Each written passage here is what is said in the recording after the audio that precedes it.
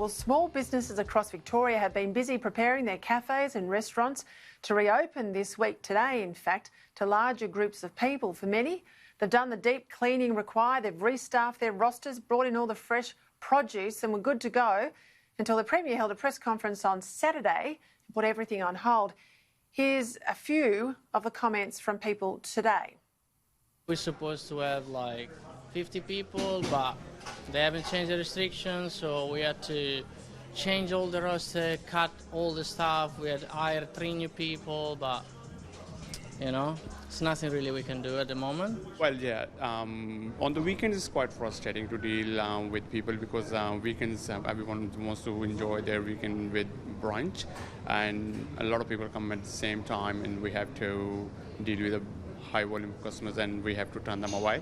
It has been tough. We've had we're spacing our tables out. We're seating 20 people in here, and at times there's lines at the door. You've got to turn away, you know, probably 25 tables over the weekend, which is frustrating. And certainly the weather doesn't help either when we've got outside seating that we can, you know, cater to another 20, but it has made it hard. Yeah, we've got $25,000 worth of stock that we can't, you know, sort of utilise.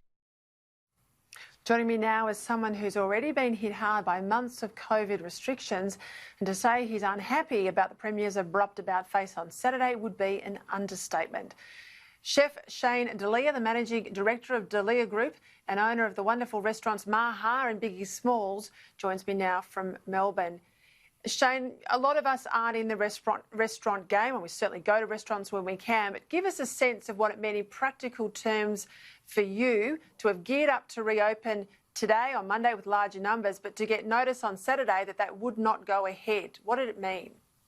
Well, I mean, it means months worth of planning to get to this point where we've realised that, okay, this may financially, maybe this is a time for us to reopen our doors and move forward, has all been wasted time. I mean, we closed our restaurants earlier than the government announced, preemptively, just to try to save people's jobs and forecast our cash flow, to then re-enter the market when we could say, okay, the restrictions that have been lifted, we now think it's viable to reopen the doors. So we've got staff members back on, we've replenished our stocks, we've worked out our cash flow. I mean, we don't run these restaurants at the back of a fish and chip packet.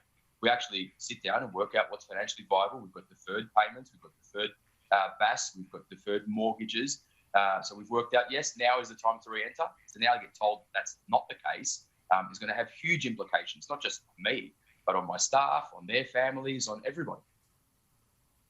One of the things we've picked up very much in Victoria, we've seen it from our reporters out on the ground today, people are really angry. It was only 3 weeks ago we had thousands and thousands of people turn up, they protest. Only the 3 organisers were fined, nobody else was fined, yet you can't have more than 20 people sit in a restaurant. They say, I'm asking you, but it doesn't seem fair, it doesn't make any sense. What do you think? Yeah, no, it's not fair. I mean, it's a huge double standard. I mean, you think you can walk in any major shopping centre in the country and have tens of thousands of people coming in to buy things that aren't necessarily needed in the household, but you can't have anybody come into a restaurant. Where, as a restaurant industry, we're one of the most compliant in the country. You tell us we need 1.5 metre between tables, we put 1.5 metre between tables. We have to take names, numbers and addresses of people that come through the door. We do that. Do you think that's happening in the supermarket? It's not happening in the supermarkets. But the restaurant industry are the first people to get kicked when they're down. I mean, we're there as soon as people need us. If you need us to support a charity, we're there. If there's a bushfire relief, we're there. You need us to employ unskilled labour to train them up to get them through where they need to be, we're there. But we're the first industry to be persecuted and targeted by the state government. It's unjust. I mean, people need to protest, and I agree with the people that were protesting. It's a terrible situation. But what about the community as a whole in Australia? I mean, my grandmother passed away 4 weeks ago, and I couldn't even go to her funeral because I'm trying to be a good law-abiding citizen for the greater good of the community. But tens of thousands of people who don't really care and put everybody at risk, and now my staff, me, and the wider public have to pay the price. It's pathetic. It's pathetic. It's interesting. I think after the protests, the governments right around the country lost a lot of public support. I think up until then, your point about your grandmother is very fair. I think people were going without and a lot of emotional pain to do the right thing by the restrictions. But I think once they saw those protests, I think they lost goodwill a lot of goodwill. Now tell me, we know that particularly casual staff, we know a lot of hospitality staff have been hit hard. Many of them are not necessarily entitled to JobKeeper. What's this all mean for your staff? I presume you would have stoked up your rosters again. This means, I think, tough times for them, and it'll be for at least another month, doesn't it? Well, it's not even about the month. I mean, we've been employing our JobKeepers, our people who aren't applicable for JobKeeper through this period. What are we supposed to do? Just turn our back on them like the government says, and the government has, and tell them to just pack their bags and go home? I mean, we need these people. They might not be Australians, but they're tax-paying, hard-working people who are contributing to society. Well, we need these people to reopen our doors. They bring work ethic, they bring skill, they bring labour, they bring determination. So we've been employing them. There's only so far that we can, as employers, keep paying them out of our bank balance. I mean, we have to make a decision at one stage: pay them or pay our tax. I mean, the government want their pound of flesh; they're going to want the tax. So we have to get open. I mean, yes, we've got staff members who are on, who are on JobKeeper on $750 a week. How long can they live on $750 a week? And out of that $750, the government take their tax. So I mean, it's unrealistic to think people can continually survive on limited means. I mean, and then contribute. I mean, so yes, it's a huge impact on people, not just financially. Before COVID hit, the biggest thing we were worried about was equality in mental health. I mean, where's the equality in this decision? And one of the interesting things, Shane, is in other states there is no limits at all. In other states, there's limits of 50 to 100 in some of the restaurants. What would you say to the Premier tonight? What would your message be if you could have 5 minutes with Daniel Andrews? What would you tell him?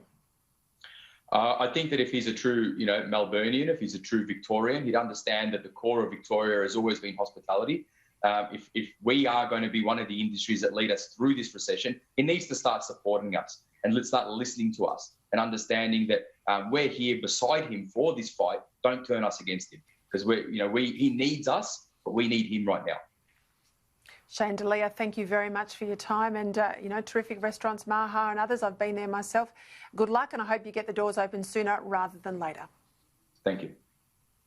All right, let's move on to some other issues related to this. I want to get a sense of where it is around the rest of the country. This is a huge issue. Restaurants, bars, catering and other places. We know how many Australians are employed. Wes Lambert is the Chief Executive Officer of Restaurant and Catering Australia. He joins me now from Sydney. I suspect what you heard there from the chef, Shane Delia, is something you've heard right around the country, Wes, but it's heartbreaking in relation to Victoria because, he talks about staff being geared up for today, but you can imagine the produce and the fresh vegetables and the meats and fish and whatever that were brought into restaurants over the weekend to be told then they won't be opening by the Premier on the weekend. What do you make of the situation in Victoria? Well, there were millions of dollars in revenue that has lost in the next 3 weeks in bookings that have had to been cancelled. There's also millions of dollars in produce that was ordered, at least for this week, that has to be returned to suppliers. And there were staff that was stood up that with 34 hours notice now had to be stood down again. And I've heard from many restaurateurs in the industry that said that today was the start of their reopening. They had delayed reopening until today, and they are not reopening now because of the slowdown and delay of the easing of restrictions. Give me a sense of what it looks like around the country. Are there any other states as badly hit as Victoria, or are you starting to see things return to some level of normal in other states where they have lifted restrictions? I'm thinking here of WA, for example, or the Northern Territory. So today, WA announced its easing restrictions in the very near future, and Northern Territory is nearly back to normal. I know Queensland has followed the restaurant and catering industry plan, and we've also submitted an industry plan for weddings to get reopened in Queensland. In New South Wales, the reopening is happening at a steady pace, as well as events coming online very soon, and dancing at weddings, and really a return to normal life. It is very disappointing that the hospitality industry was singled out in Victoria when there's no actual health evidence that being in a hospitality business will increase your chances of getting COVID-19. In fact, I would say that hospitality businesses, as Shane said, are one of the most COVID-safe businesses to be in because we acted very quickly at the start of the pandemic and submitted our industry plan to the National Cabinet and the Premiers, which was mentioned by the Prime Minister as a good start to keeping hospitality businesses COVID safe. Look, he makes a point too, Shane, then that you know, restaurants are incredibly compliant. They take the names, addresses, a phone number, contact details of anyone who's sitting in the restaurant. You can measure the distance of the tables. Yet, you know, and I've been there, you can walk into a shopping centre, do your grocery shopping, be there for the same period of time, and there's no regulation, there's no social distancing. I've seen this many of times. Do you feel like you're being treated unfairly here? I mean, ultimately, we do understand that the Andrews government is following the health guidance. However, this feels like a knee-jerk reaction. Typically, responses are measured and they're specific to outbreak areas. A similar instance happened in Tasmania, and a particular geographical area in Tasmania was cordoned off. It isn't necessarily fair to slow down the reopening of businesses that are doing the right thing due to family cluster infection rates. All right, I've got to leave it there. Wes Lambert, thank you very much for your time tonight.